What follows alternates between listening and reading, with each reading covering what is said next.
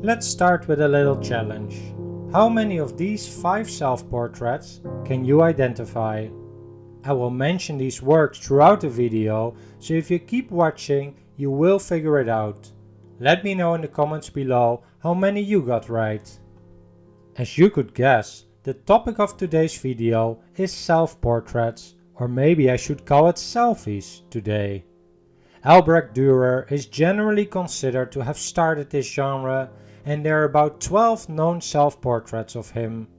Here you can see his first one, which is a silver point drawing at age 13. And he continued to make others, like this one holding a thistle at age 22, this beautiful one at age 26, and this iconic one at age 28, where he seems to compare himself with Christ, and which shows some similarities to Leonardo da Vinci's Salvator Mundi, the most expensive painting ever sold, and painted around the same time as Dürer's self-portrait. But was Dürer really the first to have painted himself? Of course not. First of all, there were quite some artists that had depicted themselves within a larger work, like Sandro Botticelli, who included himself as the blond man with yellow mantle on the far right in the Adoration of the Magi from 1476. But then there's the question of which artists before Dürer have portrayed themselves and only themselves in a painting. A good candidate for the first self-portrait in which the artist was the only subject is this portrait of a man in a turban by the Flemish Netherlandish artist Jan van Eyck.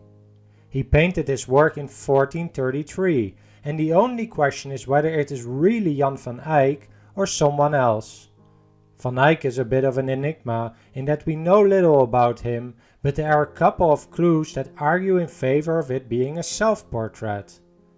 First, the direct and confrontational gaze of the sitter was quite unconventional, and second, there's an inscription on top of the frame which can be translated as I can, something that Van Eyck used more often, but this time the text is larger than in his other works.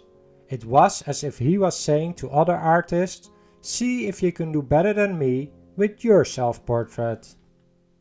And whether this was a true self-portrait or not, in this video you will see a lot of artists who have eternalized themselves on the canvas. And I would like to know from you in the comments below which of these self-portraits is your favorite. And you can obviously choose any self-portrait, even if it's not included in this video. There were some artists that really embraced the concept of the self-portrait, painting many of them during their life. We have already seen some works of Albrecht Dürer, who started this whole theme, but 2 other iconic artists that repeatedly painted themselves were both Dutch, Rembrandt van Rijn and Vincent van Gogh. Both were incredibly productive artists, so adding some self-portraits to their daily activities was easier for them than for artists that did not paint as many works. Rembrandt captured himself about 100 times during his life, sometimes in oil paintings, other times in etchings and drawings. And this is not only due to his enormous productivity, because about 10% of his paintings and etchings were self-portraits. Painting yourself was not only a cheap thing to do compared to hiring a model, but was also an introspective exercise. In Rembrandt's self-portraits, you can see how he felt at that phase of his life. And as Rembrandt definitely had his highs and lows during his career, ranging from enormous popularity to bankruptcy and the death of his wife and some children, these works show an enormous variety. As mentioned, Vincent van Gogh was another artist who painted himself many times, over 35 times.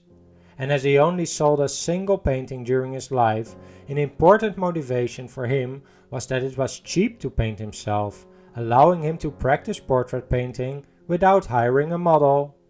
And if you look at the differences between these self-portraits, you can see how he constantly experimented with the colors he used as well as the rhythm of his brushstrokes, something that has made his works quite famous.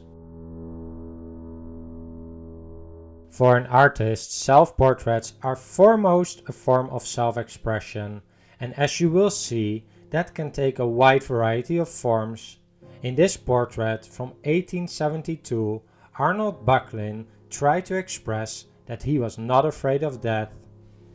But to go back a bit in history first, in 1657, Diego Velázquez included himself in a portrait of the royal family. The world-famous Las Meninas includes Velázquez's self-portrait on the left, as if showing off that he is a royal court painter of the most powerful man in the world at that moment, Philip IV of Spain. And a few years earlier, Anthony van Dyck painted himself with a sunflower during his time at the royal court of Charles I of England. The sunflower here is a symbol for Van Dyck's loyalty to King Charles. And while these artists were more serious in their efforts, others were a bit more playful, like this self-portrait in a convex mirror from 1524 showing the Italian Mannerist painter Parmigianino at age 20. Or this highly expressive portrait from 1841 by the French artist Gustave Courbet. Another group of artists used the self-portrait to express their artistic style, sometimes to use it as promotional material to potential commissioners, other times to express themselves or just practice painting, like we already saw with Vincent van Gogh. Whistler's self-portrait was painted in his unique style, and the British artist Joshua Reynolds experimented with his composition in this self-portrait at age 25. And then we have the self-portraits of Henri Matisse, Paul Gauguin, and Henri Rousseau, who all express their highly unique artistic style through their self-expression. So far, you have primarily seen self-portraits of male artists, not only because in the past there were many more male than female artists, but also because female artists tended to approach the self-portrait in a different way, deserving a separate discussion. Perhaps the first female self-portrait was this work from 1548 by the 20-year-old Catharina van Hemessen, showing herself at the easel. And 6 years later, Sofonisba Anguissola painted herself at age 24, also at the easel.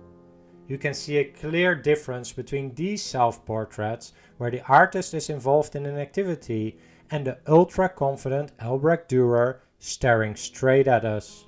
The trend of painting themselves at the easel or involved in some other activities continued. Here we can see the Dutch artist Judith Leyster at age 21.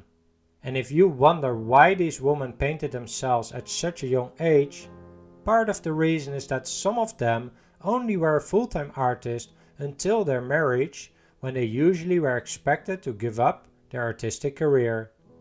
But not only women painted themselves at the easel, as we can see from this self-portrait by Francisco Goya. And to show you some more interesting examples, here's Lavinia Fontana at age 25, painted in 1577, the Italian Baroque artist Artemisia Gentileschi, the successful neoclassical artist Elisabeth Vigée-Lebrun from France, and Angelica Kaufmann from Switzerland. And while these artists may have become quite famous today, there are of course also interesting self-portraits by lesser-known females, like this gorgeous work by Marie-Denise Villers, and this one by Marie Bashkirtsev, a Russian artist who died young and desperately wanted to avoid being forgotten over time. Of course, the works in this video so far are only a small subset of the many self-portraits painted in history. And while I have not shown many standard self-portraits, like this one of Ivan Aivazovsky, about whom I made a video last week, I have tried to focus on the variety and more unique types of self-portraits that artists have come up with over the centuries. I would love to hear from you in the comments below if you have any favorite self-portrait from history, whether shown in this video or not. Are you more into the works by Rembrandt, Dürer or Van Gogh? Or do you prefer the more unique works by artists like Vuillaume or Rousseau? Well, I hope you enjoyed this discussion about the history of self-portraits. If you did, I would appreciate it if you can hit the thumbs up button, subscribe to the channel and tell your friends about these videos. It really helps the channel a ton. Thanks for watching.